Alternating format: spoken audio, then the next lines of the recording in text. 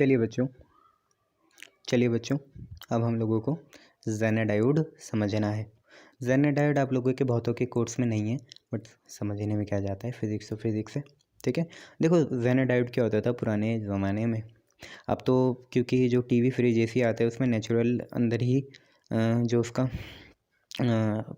अंदर का सिस्टम होता है उसी में आपका वोल्टेज रेगुलेटर लगा रहता है। बट पहले के ज़माने में ऐसा नहीं था। पहले के टीवी फ्रिज भी भारी थे, इतने स्लिम ट्रिम नहीं थे, और उनके वोल्टेज रेगुलेशन के लिए हमें एक एक्सटर्नल डिवाइस लगानी पड़ती थी जिसको हम वोल्टेज रेगुलेटर कहते थे। ज़ेनर डायोड का भी वही काम है, वोल्टेज रेगुलेशन का काम है। हालांकि आप ये भी कह सकते हो कि ज़ेनर डायोड रहता था वोल्टेज रेगुलेटर के अंदर जो वोल्टेज को रेगुलेट करता था। तो ज़ेनर डायोड क्या होता है यार? ज़ेनर डायोड हैविली डोप, दोनों साइड पी और एन जंक्शन दोनों साइड हैविली डोप्ड आपका एक सिस्टम बनता था। जो आपका पी एन जंक्शन है, जब हम उसे दोनों साइड हैविली डोप कर दें, पी साइड भी डोपिंग खतरनाक कर दें, एन साइड भी डोपिंग खतरनाक कर दें, मतलब ट्राईवेलेंट इम्प्योरिटी भी खतरनाक डालो, पेंटावेलेंट इम्प्योरिटी भी खतरनाक डालो, तो जो आपको डिवाइस ऑब्टेंड होती थी उसे हम ज़ेनर डायोड कहते थे। स्पेशली हम इसलिए इसे ऐसे ही फैब्रिकेट करते थे कि यहाँ पे हैविली आपकी डोपिंग हो दोनों साइड। तो ज़ेनर डायोड क्या होते हैं यार? ज़ेनर डायोड की सबसे खास बात क्या होती है कि ये रिवर्स बाइसिंग में विदाउट बीइंग डैमेज कंटिन्यूसली एक फिक्स सप्लाई देता रहता है। ये आसानी से रिवर्स वोल्टेज में ऑपरेट होता है विदाउट कंटिन्यूसली बीइंग डैमेज नहीं हो पाता ये, इसलिए इसे यूज़ करते हैं। तो आप ज़ेनर डायोड की जैसे फॉरवर्ड करंट और फॉरवर्ड वोल्टेज देखो तो उसमें तो एक लीनियर रिलेशन जैसा दिखेगा, हालांकि लीनियर नहीं है बट फॉलो ठीक से कर रहे हैं। बट देखिए रिवर्स वोल्टेज आप देख पा रहे होंगे, रिवर्स वोल्टेज में जो आपका रिवर्स करंट है वो एकदम से वोल्टेज के क्या हो गया? इंडिपेंडेंट हो गया। यही इसकी खासियत है यार कि ये रिवर्स वोल्टेज में इंडिपेंडेंटली काम करता है। ठीक है, चलिए तो देखिए पीएन जंक्शन देखा है आपने? पीएन जंक्शन कैसे होता है? एरो और सीधी लाइन होती है। सीधी लाइन में आप अगर ऐसे बना दो, ये आप देख पा रहे होंगे, सीधी लाइन में अगर आप ये चीज़ और ये चीज़ बना दो ऐसे, तो ये आपका निशानी होती है कि आपने दोनों साइड अच्छे से बाइसिंग करी है, अच्छे से आपने क्या करी है? डोपिंग करी है। तो इसी चीज़ को हम क्या बोलते हैं यार? इसी चीज़ को हम बोलते हैं आपका ज़ेनर डायोड। तो ज़ेनर डायोड का सिंबल आप लोगों ने देख लिया क्या है? वही पीएन जंक्शन बनाना है, बट उसमें ऐसे आपको सीधी सीधी क्या बना देनी है? लाइन बना देनी है। तो ये आपका क्या बन जाता है? आपका ये ज़ेनर डायोड बन जाता है। तो इसको हम डिज़ाइन ही स्पेशली इसलिए करते हैं ताकि ये रिवर्स ब्रेकडाउन वोल्टेज में विदाउट बीइंग डैमेज काम कर सके कंटिन्यूसली। ठीक है, तो इसे स्पेशली डिज़ाइन करा जाता है to operate in reverse breakdown voltage region continuously without being damage होने की ज़रूरत नहीं है। तो देखिए ज़ेनर डायोड क्या है, तो आपको यहाँ पे लिख भी रखा है, ज़ेनर डायोड इज़ फैब्रिकेटेड मतलब बनाना by heavily doping both P side and N side of a P N junction. ठीक है, हम पी एन जंक्शन के दोनों साइड को हैविली डोप करेंगे। पी साइड में ट्राईवेलेंट इम्प्योरिटी बहुत सारी डाल देंगे और एन साइड में पेंटावेलेंट इम्प्योरिटी भी बहुत सारी डाल देंगे। उसकी वजह से हमें ज़ेनर डायोड ऑब्टेंड हो जाएगा। As a result the depletion layer क्या होगी? जैसे ही हम ज़्यादा डोपिंग करेंगे तो मेजॉरिटी चार्ज कैरियर के तो बल्ले बल्ले हो जाती है, वाजी वाह। तो हमारी डिप्लीशन लेयर बहुत ही थिन बनती है और इलेक्ट्रिक फील्ड जो होगी जंक्शन की वेरी हाई होगी, बहुत ज़्यादा हाई होगी, even for a small reverse bias voltage, जो कि जनरली हम 5 वोल्ट लेते हैं। इस रिवर्स बायस वोल्टेज को हम शार्प ब्रेकडाउन वोल्टेज भी कहते हैं। ठीक है, तो आपने क्या समझा पहले पॉइंट से कि यहाँ पे हम हैविली डोपिंग करते हैं दोनों साइड, पी साइड भी और एन साइड भी, जिसकी वजह से डिप्लीशन लेयर बहुत ही कम होती है और बहुत खतरनाक मेजॉरिटी चार्ज कैरियर की वजह से आपकी इलेक्ट्रिक फील्ड बनती है, जो लगभग छोटी सी वोल्टेज में भी बहुत ज़्यादा बनेगी। आपको पता है ना, जब हम फैब्रिकेशन करते हैं, जब हम मॉडिफाइड एक्सट्रिंसिक टाइप के सेमीकंडक्टर बनाते हैं तो हमें बैटरी का भी इतना यूज़ नहीं करना होता। वहाँ पे तो इम्प्योरिटी की वजह से मोशन वैसे ही होता है, बट बैटरी की वजह से उसे एक डेफिनेट डायरेक्शन में मोशन मिल जाता है, ये बात है। ठीक है, तो हम हैविली डोप करेंगे पी और एन साइड दोनों, जिसकी वजह से डिप्लीशन लेयर बहुत ही छोटी बनेगी और इलेक्ट्रिक फील्ड बहुत हाई बनेगी, जिसकी वजह से सिंपल सी बात है, अगर हम छोटी सी ब्रेकडाउन वोल्टेज भी डालें रिवर्स 5 वोल्ट, उसके लिए भी हाई मैग्नीट्यूड का करंट बनेगा। ठीक है, इसी 5 वोल्ट की जो हमारी वोल्टेज है उसे शार्प ब्रेकडाउन वोल्टेज कहते हैं। अब ज़ेनर डायोड का एक यूनिक फीचर क्या है कि जो वोल्टेज होती है यहाँ पे किसकी? रिवर्स वोल्टेज, वो करंट के इंडिपेंडेंट हो जाती है जो फ्लो कर रहा है। ठीक है, तो zener diode has a unique feature that the voltage drop across it is independent of the current flowing through it. जो करंट फ्लो करेगा इससे उसके इंडिपेंडेंट हो जाती है हमारी क्या? Voltage drop. हालांकि सारी बातें रिवर्स के लिए हो रही हैं, तो इसी कारणवश इसे हम वोल्टेज रेगुलेटर के जैसे यूज़ करते हैं। यही इसकी खूबी है कि ज़ेनर डायोड की जो वोल्टेज है वो इंडिपेंडेंट हो जाती है टू द करंट फ्लो। इसके वजह से हम इसे वोल्टेज रेगुलेटर के जैसे यूज़ करते हैं। अब सबसे मेन बात क्या है, तीसरा पॉइंट, जेनर डायोड जो होना चाहिए रिवर्स बायस होना चाहिए। कैसा होना चाहिए, रिवर्स बायस, और इसकी voltage must be greater than Zener breakdown voltage. Breakdown voltage के बाद हमारी वोल्टेज करंट के इंडिपेंडेंट हो जाएगी। ठीक है, अब यही हमने बोला है कि जेनर डायोड जो है उसको रिवर्स बायस करना पड़ेगा, और जो इसकी वोल्टेज है वो जेनर ब्रेकडाउन वोल्टेज से ज़्यादा होनी चाहिए, और ऐसे सर्किट में यूज़ करनी चाहिए जहाँ पे करंट जेनर करंट से क्या हो, कम हो। तो ये बहुत इंपॉर्टेंट पॉइंट है कि एक तो सिंपल बात, वोल्टेज जेनर ब्रेकडाउन वोल्टेज से ज़्यादा होनी चाहिए, और जो करंट फ्लो करेगा वो जेनर करंट से क्या होना चाहिए, कम होना चाहिए। ठीक है, अब ये हमें पढ़ना है zener diode as a voltage regulator. ठीक है, आप ठीक से समझिए इसे, zener diode as a voltage. चलिए बच्चों देखो, zener diode as a voltage regulator का आप ये डायग्राम देखिए। ये डायग्राम आपको दिख रहा है। हमने क्या करना है, ऑब्वियसली कुछ नहीं करना। वोल्टेज रेगुलेटर का काम क्या होता है कि वोल्टेज को रेगुलेट कर दे। इसका मतलब जो हमारी इनपुट वोल्टेज होगी वो बहुत फ्लक्चुएट कर रही होगी, और जैसे ही हम उसे जेनर डायोड में डालेंगे तो हमें आउटपुट साइड क्या मिलेगी, एक ऐसी वोल्टेज मिलेगी जिसका मैग्नीट्यूड तो कम नहीं होगा, बट उसमें फ्लक्चुएशन ना के बराबर होगी। जब फ्लक्चुएशन ना के बराबर होगी तो ऐसी वोल्टेज को हम बोलते हैं रेगुलेटेड वोल्टेज। कैसी वोल्टेज, रेगुलेटेड वोल्टेज। तो आप ये डायग्राम देख पा रहे हैं बच्चे, आप डायग्राम देख पा रहे हैं। इस डायग्राम में देखिए क्या है, इस साइड अगर आप ये डायग्राम देख पाएँ तो ये जो है यहाँ पे हमारी इनपुट वोल्टेज आएगी, कौन सी, फ्लक्चुएटिंग, और यहाँ पे आउटपुट वोल्टेज मिलेगी। अब ये आपका जेनर डायोड है, और देखिए जेनर डायोड हमने कैसे लगाया है, रिवर्स में या फॉरवर्ड में, खुद देखिए आप, रिवर्स में या फॉरवर्ड में। देखिए फ्लक्चुएटिंग जो इनपुट डीसी वोल्टेज है, ये वाली चीज़ इसका प्लस है, तो वहाँ पे जेनर डायोड का क्या है, माइनस है, और जहाँ इसका माइनस है वहाँ प्लस है। तो ये कैसी बाइसिंग हुई, ये रिवर्स बाइसिंग हुई। तो यही आप याद रखना। और एक ये हम लोड रेजिस्टेंस डालेंगे, जैसे आपको कुछ भी लोड रेजिस्टेंस हो सकता है, टीवी, फ्रिज, एसी। अब यहीं से हम सारी कहानी बुनना शुरू करेंगे। ठीक है, आपको पता है जो लोड के अक्रॉस वोल्टेज होगी वही आपकी किसके अक्रॉस वोल्टेज होगी, जेनर डायोड के अक्रॉस होगी, दोनों सेम है। तो हमें कोशिश करनी है कि लोड के अक्रॉस अगर हमें कांस्टेंट वोल्टेज चाहिए तो जेनर डायोड की भी फिक्स वोल्टेज आए, क्योंकि जो जेनर डायोड की फिक्स वोल्टेज होगी वही आपकी लोड रेजिस्टेंस की भी फिक्स वोल्टेज हो जाएगी। अब इसे समझना बहुत ही आसान है। जो भी नुकसान झेलेगा वो जेनर डायोड नहीं, ये एक्सटर्नल रेजिस्टेंस झेलेगा। अगर करंट बढ़ गई तब भी यही झेलेगा, एक्स्ट्रा करंट, और करंट घट गई तो बढ़ाएगा भी यही। आई बात समझ में, बढ़ा के भी यही देगा। हमें इसको नुकसान नहीं पहुंचाना, किसको, जेनर डायोड को। जेनर डायोड को जैसे ही आप बचा के रखोगे तो लोड के अक्रॉस भी वोल्टेज जो आएगी बची हुई आएगी, फिक्स आएगी, रेगुलेटेड आएगी। तो ये हम कोशिश करेंगे। तो चलिए समझते हैं, आइए देखते हैं क्या लिखा हुआ है। देखो, the constant output voltage is taken across load resistance RL connected in parallel with the zener diode. मैं यही बता रहा था, जो आपको कांस्टेंट वोल्टेज मिलेगी वो RL के अक्रॉस मिलेगी, पर वो तभी आएगी RL के अक्रॉस जब आप जेनर डायोड के अक्रॉस क्या रखो, सेम रखो। तो वही चीज़ है। तो वर्किंग देखिए, वैन द, दो तरह से, ठीक है, when the input DC voltage across zener diode increases beyond certain limit, जिसको हम बोलते हैं जेनर डायोड वोल्टेज। ठीक है, कि ये जो आपकी इनपुट वोल्टेज है, यहाँ पे ये चीज़ इनपुट वोल्टेज, ये चीज़ इनपुट वोल्टेज, ये जेनर की जो ब्रेकडाउन वोल्टेज है उससे क्या हो जाए, बढ़ जाए, इंक्रीज़ हो जाए, तो करंट क्या होगा, वोल्टेज बढ़ेगी, तो करंट सर्किट में बढ़ेगा, बहुत खतरनाक बढ़ेगा। ठीक है, तो causing a sufficient increase in voltage drop across the dropping register R। ठीक है, जिसकी वजह से करंट बढ़ेगा, और करंट बढ़ने की वजह से जो वोल्टेज ड्रॉप होगी, मतलब जो वोल्टेज मिलेगी किसको, रजिस्टर को, आर को। आर रजिस्टर आपको पता है ना, RL एक लोड रजिस्टर है, जिंक जेनर डायोड के क्या है, जो पैरेलल है, और जेनर डायोड के इधर, जेनर डायोड के इधर हमने ये R बना रखा है ना, ये चीज़, इसकी बात कर रहा हूँ। ठीक है, तो जैसे ही DC इनपुट वोल्टेज जो है बहुत ज़्यादा बढ़ गई, तो जिसकी वजह से क्या होगा, आपको ये पता है, अगर DC इनपुट की जो वोल्टेज है वो बहुत ज़्यादा बढ़ गई, और वो रिवर्स ब्रेकडाउन वोल्टेज या जेनर ब्रेकडाउन वोल्टेज से क्या हो गई, ज़्यादा हो गई, तो करंट क्या होगा, सर्किट में बहुत ज़्यादा बढ़ेगा, और जैसे ही करंट बढ़ेगा तो जो वोल्टेज ड्रॉप होगी अक्रॉस रजिस्टर R वो भी बढ़ जाएगी। ठीक है, अब होगा क्या, सिंपल सी बात यह है, हमेशा नुकसान कौन झेलेगा, ये कैपिटल R ही झेलेगा। मतलब जैसे इस बार तो क्या हुआ, इनपुट वोल्टेज बहुत ज़्यादा बढ़ गई, जेनर ब्रेकडाउन वोल्टेज से भी क्या है, ज़्यादा है, क्या है, ज़्यादा है। इसकी वजह से करंट बढ़ेगा, तो जैसे ही करंट बढ़ा तो वोल्टेज ने बढ़ना था।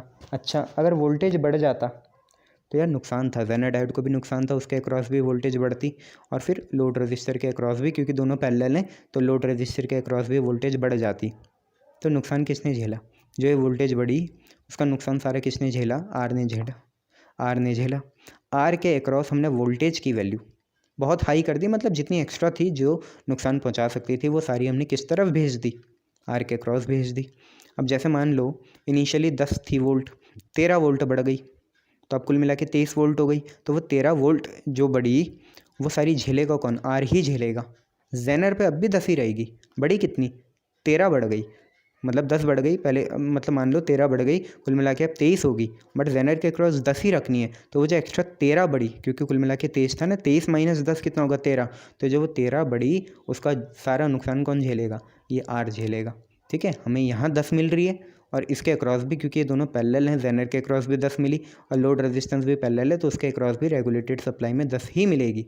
यही हमने लिखा हुआ है कि when the input DC voltage across the Zener diode increases beyond a certain Zener breakdown voltage, तो करंट एकदम से सर्किट में राइज करेगा, जिसकी वजह से जो वोल्टेज अक्रॉस आर होगी, ड्रॉप होगी, वो भी एकदम से बढ़ेगा, जिसकी वजह से सारा नुकसान आर को ही झेलना है और हमें जेनर डायोड के अक्रॉस वोल्टेज कांस्टेंट ही मिलेगी।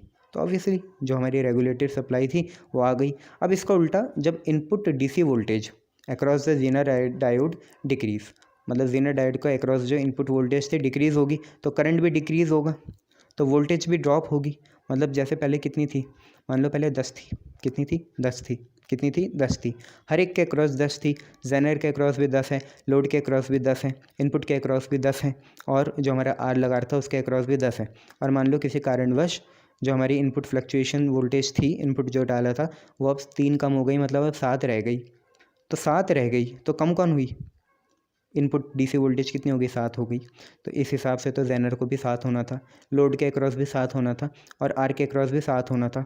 पर जेनर ने क्या बोला कि भाई लोड तेरे को भी कुछ नुकसान नहीं झेलना, मेरे को भी कुछ नुकसान नहीं झेलना, जो नुकसान झेलेगा वो आर ही झेलेगा। तो आर के अक्रॉस हम 10 से 3 कम करके 7 कर देंगे, पर जेनर के अक्रॉस अब भी 10 रहेगी और लोड के अक्रॉस भी अब भी 10 ही रहेगी। क्लियर है? तो दोनों ही केसेस में सारा नुकसान आर ही झेलेगा, जेनर की कांस्टेंट रहेगी और लोड की भी कांस्टेंट ही रहेगी। यही हमने लिखा हुआ है कि जब input DC voltage zener diode के अक्रॉस घटेगी तो करंट घटेगा, वोल्टेज घटनी चाहिए थी बट वो घटेगी सिर्फ कहाँ? आर पे ही घटेगी, जिसकी वजह से जेनर डायोड और जो लोड रेजिस्टेंस की वोल्टेज है वो अभी भी कांस्टेंट ही रहेगी। ये इसकी क्या थी? एक तरह से वर्किंग थी। अब अगर हमें अच्छा लोड रेगुलेशन चाहिए, मतलब लोड में अच्छी रेगुलेटेड वोल्टेज आई, तो याद रखना जेनर डायोड का करंट लोड के करंट के लगभग 5 गुना ज़्यादा होना चाहिए। तो जेनर डायोड का करंट 5 टाइम्स होना चाहिए किसके? लोड के करंट के। ये आप याद रखना। अब आप यहाँ देख लीजिए ये डायग्राम, ये सारा आपने सुन ही लिया है। ठीक है, ये इनपुट वोल्टेज है, नीचे ऊपर आउटपुट वोल्टेज है। ठीक है, और जेनर ब्रेकडाउन वोल्टेज आपने ये दे रखी है। जेनर ब्रेकडाउन वोल्टेज कुछ नहीं होती, V of input minus I of R। R कौन सा है? जिसने सारे नुकसान झेले, उसमें जो करंट गया वो माइनस कर देंगे किससे? इनपुट वोल्टेज से। तो आपको जेनर डायोड के अक्रॉस की वोल्टेज मिल जाएगी। इतना आप याद रखिएगा। अच्छा, लोड रेजिस्टेंस को हम ऐसा चूज़ करेंगे कि वो जेनर डायोड के ही रीजन में ऑपरेट करे और उसकी जो करंट है वो जेनर वोल्टेज या जेनर वैल्यू से ज़्यादा ना हो जाए, ताकि वोल्टेज रेगुलेटर ही ना फूक जाए, आपका जेनर डायोड ही ना फूक जाए। तो हमें ऐसा इंश्योर करना है। ठीक है, तो हमने ये जेनर डायोड पढ़ा एंड देन इसके बाद हमें रेक्टिफायर पढ़ना है। चलिए बच्चों, अब आप लोगों को क्या समझना है? अब हम लोगों को समझना है PN junction diode as rectifier. यही आपका सबसे इंपॉर्टेंट है भाई। जो आपका डिप्लीशन लेयर पोटेंशियल बैरियर था, एक तो वो इंपॉर्टेंट था और एक ये है PN junction diode as rectifier. देखो रेक्टिफायर क्या डिवाइस है, क्या चीज़ है? रेक्टिफायर एक ऐसी चीज़ है जो AC करंट या वोल्टेज को डायरेक्ट करंट या वोल्टेज में कन्वर्ट करती है। हम मेन सप्लाई में जो आपके घर में है उसमें ऐसी छोटी छोटी अप्लाइंसेस भी यूज़ करते हैं जिनके लिए जो ऑल्टरनेटिंग करंट होगा वो बहुत ख़तरनाक हो जाएगा। अच्छा, तो वहाँ पे हमें रेगुलेटेड सप्लाई चाहिए, ज़्यादा फ्लक्चुएशन वाली चाहिए नहीं, तो इसलिए हम वहाँ DC का यूज़ करेंगे। पर कर तो सकते नहीं है, तो मेन सप्लाई से वहाँ पे DC सप्लाई आए, इसके लिए हमें कुछ लगाना पड़ेगा बीच में, ताकि चलती रहे मेन सप्लाई, बट अप्लाइंस में कौन सी आ जाए? DC सप्लाई आ जाए। तो उसके लिए ही हम रेक्टिफायर का यूज़ करते हैं। तो रेक्टिफायर क्या है? रेक्टिफायर एक ऐसी डिवाइस है जो AC वोल्टेज या करंट को डायरेक्ट वोल्टेज या करंट में कन्वर्ट करती है। अब देखो, एक रेक्टिफायर जो होता है दो तरह से हम यूज़ करते हैं, हाफ वेव रेक्टिफायर और फुल वेव रेक्टिफायर। तो इसको ही हमें समझना है, हाफ वेव और फुल वेव रेक्टिफायर क्या है। तो ज़रा समझो, यहाँ पे हमें यूज़ तो ट्रांसफार्मर का ही करना है। तो ये देखो, ये क्या है, एक ट्रांसफार्मर है। आप देख पा रहे होंगे ट्रांसफार्मर क्यों है। तो आप ये देखिए, P1 और P2 हमारी प्राइमरी कॉइल है, S1 और S2 हमारी क्या है, सेकेंडरी कॉइल है। P1 P2 प्राइमरी कॉइल है, S1 S2 सेकेंडरी कॉइल है। ठीक है, P1 P2 में हम AC डालेंगे, इनपुट AC, और यहाँ हमें आउटपुट DC मिलेगा। कहाँ, सेकेंडरी में। सेकेंडरी में हमें क्या मिलेगा, आउटपुट DC मिलेगा। इनपुट हम AC डालेंगे, आउटपुट हमें DC मिल जाएगा। ये आप लोग याद रखिएगा। अब यहाँ पे ना म्यूचुअल इंडक्शन का यूज़ होता है बेटा। म्यूचुअल इंडक्शन का यूज़ कैसे होता है वो भी मैं आपको बता देता हूँ, ज़रा यहाँ पे देखना। पहले आप ये देखो यहाँ पे म्यूचुअल इंडक्शन का यूज़ कैसे होगा। ठीक है, म्यूचुअल इंडक्शन का यूज़ समझना है तो उसके लिए देखिए हम क्या करते हैं, आप ये समझ लीजिए। मैंने क्या करा बच्चे, मैंने मान लो AC की पहली पॉजिटिव हाफ साइकिल में P2 जो है पॉजिटिव है और P1 जो है नेगेटिव है। म्यूचुअल इंडक्शन में क्या होता है, अपोजिट EMF डेवलप होता है। तो अगर P2 पॉजिटिव है तो S2 कैसा हो गया, नेगेटिव हो गया।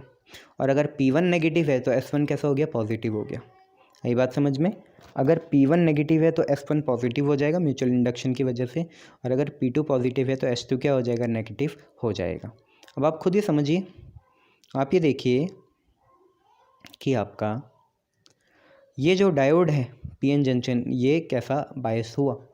तो आप देखिए इसके साथ पॉजिटिव है, पॉजिटिव के साथ P है, नेगेटिव के साथ कौन है, N है। तो कैसा बायस है ये, फॉरवर्ड बायस है। कैसा बायस है, फॉरवर्ड बायस। बट दिक्कत ये है कि जब उल्टा हो जाए, मतलब जब सेकंड हाफ साइकिल चलेगी तो भैया P1 हो जाएगा पॉजिटिव, ये हो जाएगा पॉजिटिव, और ये P2 हो जाएगा नेगेटिव। अगर ये P2 नेगेटिव हो गया तो S2 हो जाएगा पॉजिटिव और S1 हो जाएगा नेगेटिव।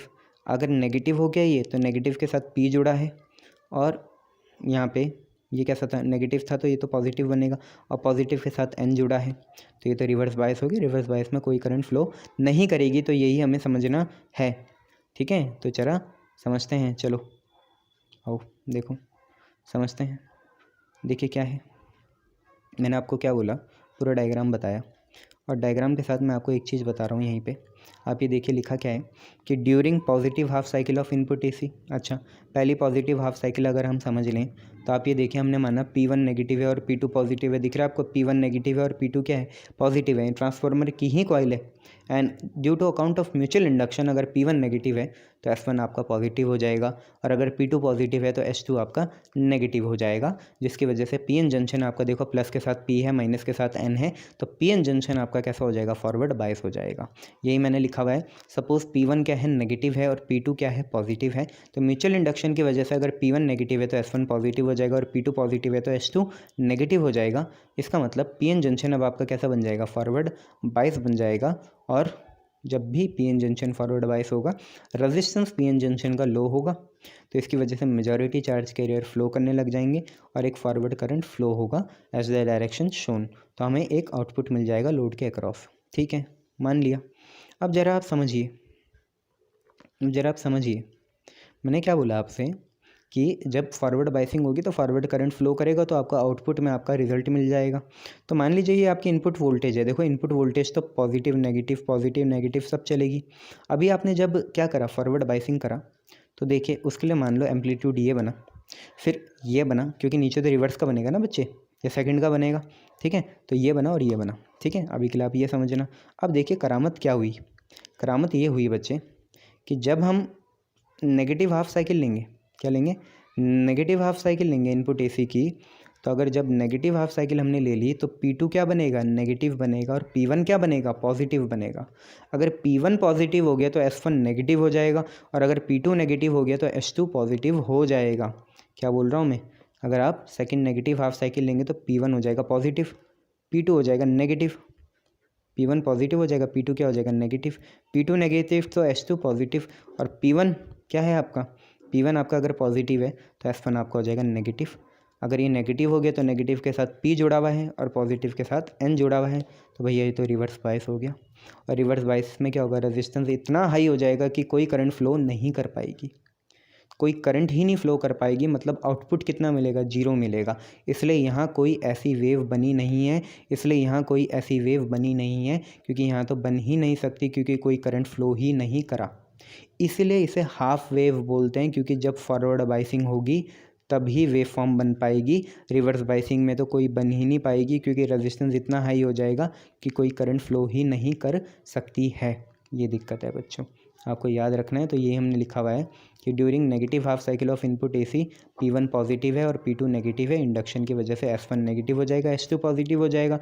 S1 नेगेटिव है मतलब P के साथ नेगेटिव और N के साथ पॉजिटिव है, तो PN जंक्शन कैसा हो जाएगा, रिवर्स बाइस हो जाएगा, जिसकी वजह से इतना हाई रेजिस्टेंस मिलेगा कि कोई करंट फ्लो नहीं करेगी और कोई आउटपुट नहीं मिलेगा। अगर हम ये प्रोसेस बार बार रिपीट करते रहें तो जो हमारी वेव फॉर्म है, आउटपुट की वेव फॉर्म है, सिर्फ वो हमें तभी मिल पाएगी जब फॉरवर्ड बाइसिंग हो। रिवर्स बाइसिंग में कुछ नहीं मिलेगा, यहाँ पे भी रिवर्स बाइसिंग में कुछ नहीं मिलेगा।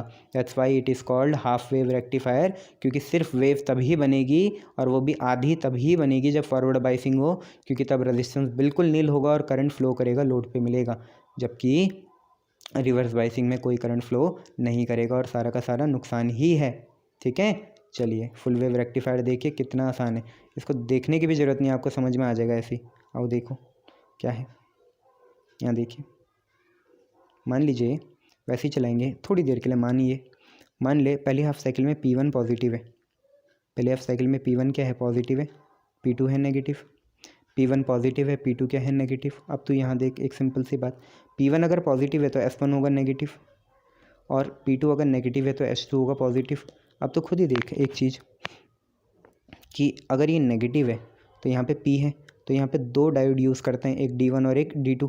तो देख तू एक ही नज़र में देख ले, P वाले के साथ नेगेटिव है, मतलब D1 वाले का जो P है उसके साथ नेगेटिव है, तो भैया ये तो हो गया रिवर्स बायस। ओहो, पर यहाँ S2 का प्लस D2 के P से जुड़ा है, तो ये तो हो गया फॉरवर्ड बायस। अच्छा, तो मतलब जब P1 पॉजिटिव है और P2 नेगेटिव है, जिसकी वजह से S1 नेगेटिव हुआ, S2 पॉजिटिव हुआ, तो इसकी वजह से है तो दो डायोड बट काम का एक ही है, क्योंकि एक फॉरवर्ड बायस का हो गया, एक रिवर्स बायस का हो गया। आज के केस में S2 तो फॉरवर्ड बायस है, S1 कैसा है, रिवर्स बायस है, तो सिर्फ S2 की वजह से वेव फॉर्म बनेगी, मान लो ये रही और ये रही, और उसकी वजह से बनी ही नहीं पाएगी, तो इसकी वजह से कोई करंट नहीं बनेगा, सारा करंट D2 की वजह से बनेगा और लोड के अक्रॉस D2 की वजह से ही आएगा। ठीक है, तो आप चाहे D2 की वजह से बना लेना, ऐसी कोई बात नहीं है। चलो आपके लिए D2 की वजह से बना लेते हैं, D2 की वजह से ये रहा, D2 की वजह से ये रहा।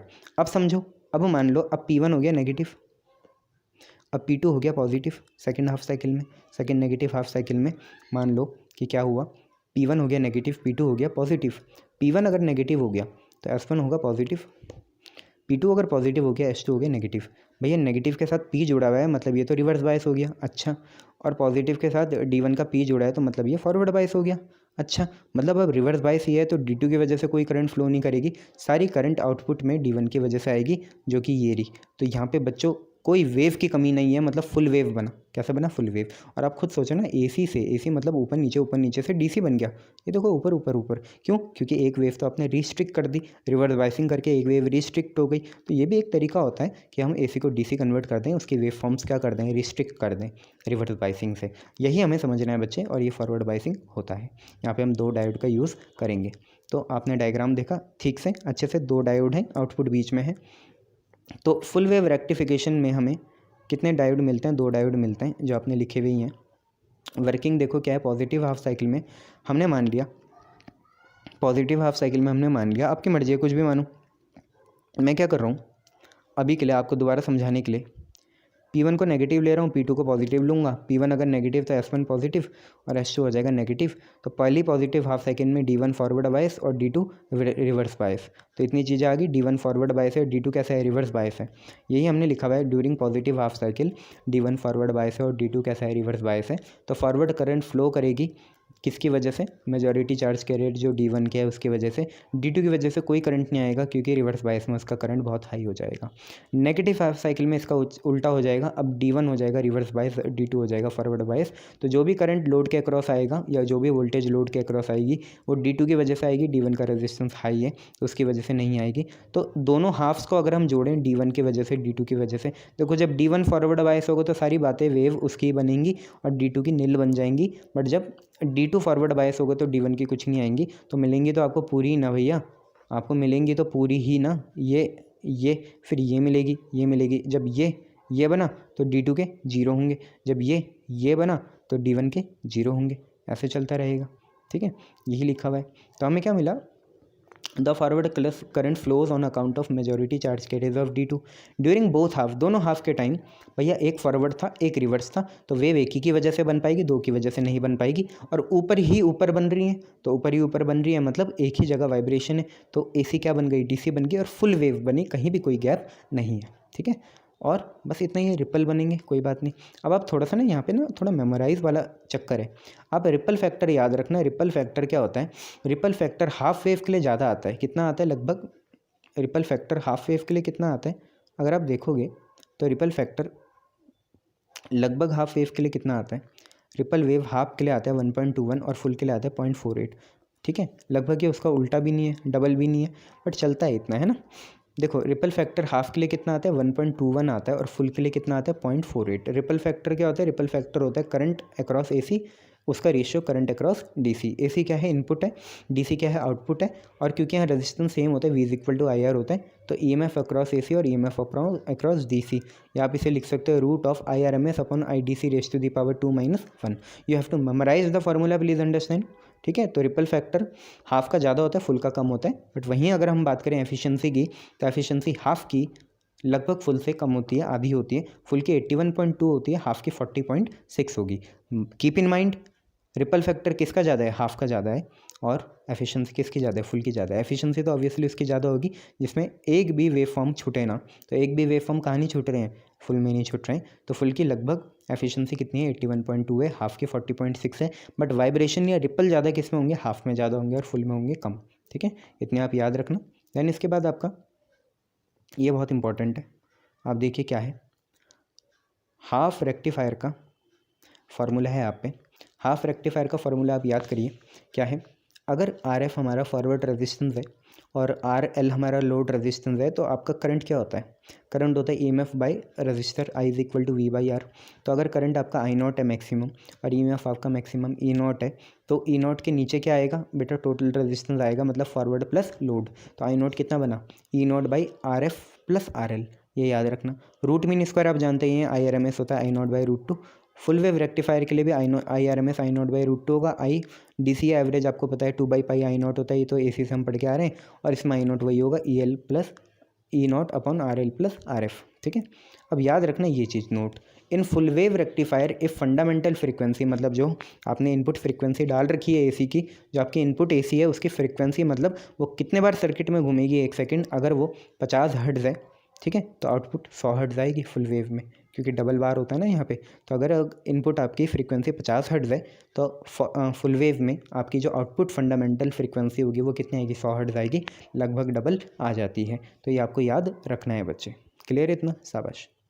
जब हम ये सारी चीज़ें पढ़ लेंगे, तो अभी तक हमने क्या पढ़ा, जंक्शन डायोड पढ़ा, अब हम पढ़ेंगे ट्रांजिस्टर। ट्रांजिस्टर को हम ट्रायोड भी कहते हैं, क्या कहते हैं बच्चे, ट्रायोड भी कहते हैं। ठीक है, किसने बनाया था, विलियम शॉकली थे, उन्होंने ऐसे सेमीकंडक्टर डिवाइस बनाई जो 3 डायोड वाली होती है, 3 वॉल्व वाली होती है। तो कैसे बन सकती है, मान लो N के इधर भी P इधर भी P, मतलब N बीच में दोनों साइड P, तो PNP, या P बीच में और दोनों साइड N, तो NPN, दो ही हैं आपके केस में।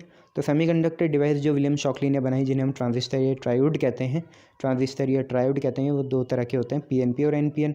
PNP क्या होता है, thin central layer of N type, और उसके चारों तरफ क्या होती हैं, 2 P की लेयर होती हैं। और NPN क्या होता है, thin central layer of P type, और उसके दोनों साइड क्या होते हैं, N टाइप होते हैं। ठीक है, तो PNP और NPN होता है, ये आपको याद रखना है। इसके बाद क्या है, ट्रांजिस्टर को हम ट्रायोड भी कहते हैं, और इसमें 3 नोड्स या वॉल्व होते हैं। जनरली क्या क्या होते हैं, एमीटर, बेस और कलेक्टर। एमीटर और कलेक्टर आप पहले भी पढ़ चुके हैं, बेस देख लेना। देखो एमीटर क्या होता है, सबसे ज़्यादा डोप्ड वाला रीजन होता है, ठीक है, और ये क्या करता है, ये बेस के थ्रू कलेक्टर को चार्ज सप्लाई करता है, जिसमें ज़्यादा डोपिंग होगी वही दे पाएगा ना, तो ये है। तो क्या है, एमीटर क्या है, सबसे ज़्यादा डोप्ड वाला जो नोड या रीजन होता है या वॉल्व होता है ना, उसे हम क्या बोलते हैं, एमीटर बोलते हैं। ठीक है, और ये सबसे ज़्यादा डोप्ड होता है। बेस एक मीडियम है जिसके सहारे एमीटर जो हाईली डोप्ड है वो कलेक्टर को क्या देता है, कलेक्टर को क्या देता है, चार्ज कैरियर देता है। बेस क्या होता है, लाइटली डोप्ड होता है, लाइटली। एमीटर क्या होता है, हैवीली डोप्ड। बेस क्या होता है, लाइटली डोप्ड होता है। कलेक्टर क्या होता है, कलेक्टर होता है मॉडरेटली डोप्ड। ठीक है, ठीक है, तो एमीटर क्या है, सबसे हैवीली डोप्ड रीजन है, ये बेस के सहारे कलेक्टर को चार्ज भेजता है, बेस क्या है, लाइटली डोप्ड है। इसका सबसे छोटा साइज़ होता है लगभग 10⁻⁴ सेंटीमीटर होता है, सो दैट बहुत जल्दी से जो चार्ज कैरियर एमिटर ने इसकी तरफ भेजे वो वहाँ कंबाइन ना हो जाए, इसलिए बहुत छोटा होता है, ज़्यादा जगह नहीं देते एकदम से वो कलेक्टर के थ्रू, मतलब एक जरिया होना चाहिए, वहाँ पे रहना ही नहीं चाहिए इलेक्ट्रॉन को, इसलिए हम इसे बहुत छोटे साइज़ का बनाते हैं। बस इसका काम है माध्यम बनना, मीडियम बनना, किसके लिए, एमिटर के चार्ज कैरियर को कलेक्टर तक भेजने के लिए माध्यम बनना इसका काम है। तो यहाँ पर हम बड़ा साइज़ ले लेंगे तो यहाँ पर ही बेस के अंदर ही बॉन्ड बनने शुरू हो जाएंगे, जो कि हम चाहते नहीं हैं इसलिए। तो बेस क्या होता है, एक लाइटली डोप्ड रीजन होता है, ठीक है। एमिटर क्या होता है, हैवीली डोप्ड होता है। कलेक्टर क्या होता है, मॉडरेटली डोप होता है, मॉडरेटली डोप होता है। पर बेस क्या होता है, लाइटली डोप्ड होगा, ताकि यहाँ पे ऐसे कोई चार्ज कैरियर ना हो अपने कि वो इनकमिंग चार्ज कैरियर जो एमिटर से आ रहे हैं उसके साथ बॉन्ड ना बना दे, ठीक है। तो बेस क्या होता है, एक लाइटली डोप्ड होता है, छोटा सा साइज़ होता है, लगभग कितना 10⁻⁴ सेंटीमीटर का होता है, सो दैट चार्ज कैरियर जो एमिटर से आ रहे हैं और बेस पे एंटर कर रहे हैं वो यहाँ कंबाइन ना हो जाए, बेस पे एंटर ना हो जाए, और क्या करें, सिर्फ डायरेक्ट हो जाएं किसकी तरफ, सी की तरफ, ठीक है। चलिए, कलेक्टर क्या है, कलेक्टर मॉडरेटली साइज़ होता है, सबसे ज़्यादा साइज़ होता है इसका, क्योंकि आखिरी में सारी कहानी यहीं ख़त्म होनी है, तो कलेक्टर में ही सारी कहानी ख़त्म होनी है। इसका सबसे ज़्यादा साइज़ रखते हैं ताकि जो सेमीकंडक्टर में नेचुरल हीट डिसिपेट भी हो बॉन्ड के बनने से, वो यहाँ समा जाए, वो यहाँ पे खप जाए, यूज़ हो जाए, ठीक है। ये चीज़ें हैं। तो एमिटर, कलेक्टर, बेस, ये सब आपको कहाँ पढ़ना है, ट्रांजिस्टर में पढ़ना है। ट्रांजिस्टर क्या होते हैं, जिसमें 3 नोड्स या 3 वॉल्व होते हैं, विलियम शॉकली ने बनाया था। 2 तरह के होते हैं, पी एन पी, एन बीच में 2 साइड पी, एन थिन होगा, पी मोटे मोटे होंगे, 2 वेफर्स होती हैं जैसे, और पी एन पी, और दूसरा एन पी एन। ये 3 वॉल्व या 3 नोड वाले होते हैं एमिटर, बेस और कलेक्टर। एमिटर हैविली डोप्ड होता है, बेस लाइटली डोप्ड होता है, कलेक्टर मॉडरेटली डोप्ड होता है। एमिटर का काम क्या होता है, चार्ज कैरियर को डायरेक्ट करना बेस के थ्रू, किधर की साइड, कलेक्टर की साइड। बेस का काम क्या होता है, बेस का काम होता है कि ये एमिटर से लिए हुए चार्ज कैरियर को किसकी तरफ डायरेक्ट करता है, कलेक्टर की तरफ डायरेक्ट करता है। इसका छोटा ही साइज़ होना चाहिए बेस का, ताकि यहाँ के चार्ज कैरियर अपने चार्ज कैरियर एमिटर वाले चार्ज कैरियर के साथ बॉन्ड ना बना दें, जबकि हमें क्या करना चाहिए, कलेक्टर की साइड भेजना चाहिए। अब कलेक्टर में ही बॉन्ड बनते हैं, तो यहाँ पे साइज़ बड़ा होना चाहिए, क्योंकि जब बॉन्ड बनेंगे तो जो हीट डिसिपेशन होगा या डिसिपेशन होगा उसको भी तो खपाना है, यूज़ करना है, ठीक है। तो कलेक्टर ये चीज़ होती है, तो इतना आप याद रखिएगा साहब, ठीक है।